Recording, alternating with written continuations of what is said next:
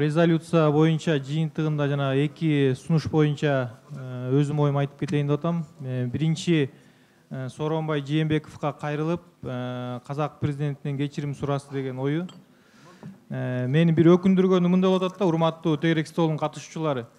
Алмазбек Атамбаев Казакстандын президентин сындап ага азылганга чейин, буга чейин кыргыз элин аябай азылып, бөлүп, ошол эле мына мен Таластан келдим, Талас элинде абукка көп иштеп, ушундай бир өз башка мамлекеттин президенти эмес, өз элине ушундай кыянат кылып, өз элин бөлүп, оппозицияны сындап, өзүнүн баягы элине мындай кас мамиле кылып бөлүп чыгып аракет болгондо, биздин интеллигенциянын, биздин ушундай атка минерлердин унчукпай, ошол өзүнүн элин колдобой, ошол өзүнүн элин талабын, үнүн президентке айтпай, эми казак президентине бир сын айтып койсо, ошол казак президентинен кечирим сураш керек деп чыккан бир чети өкүндүрөт да.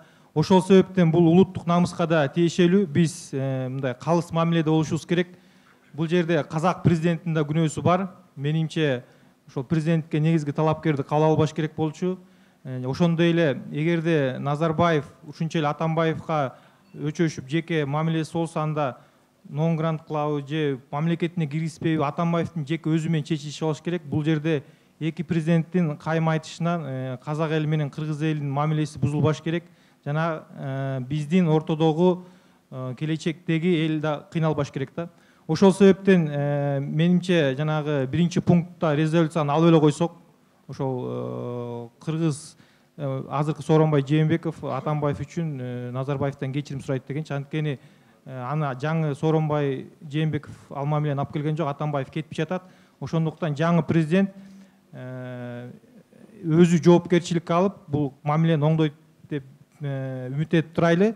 Экинчи сунуш боюнча жанагы жаңы президентке кайрылып Атамбаевдин жолун улабайт дегенчи, ошого мен кошулам.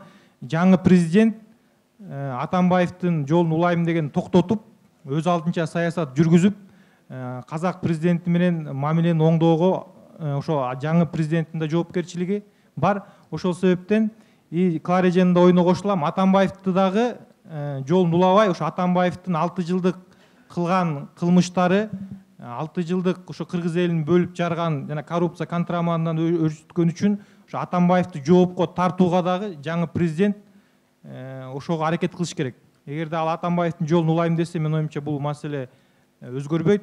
Ошондуктан менин оюмча биз калыс мамиле кылып, эки жакка тең бирдей баа берүүгө аракет кылайлы. Ошо резолюциядагы негизги сунуштарым ушул. Рахмат.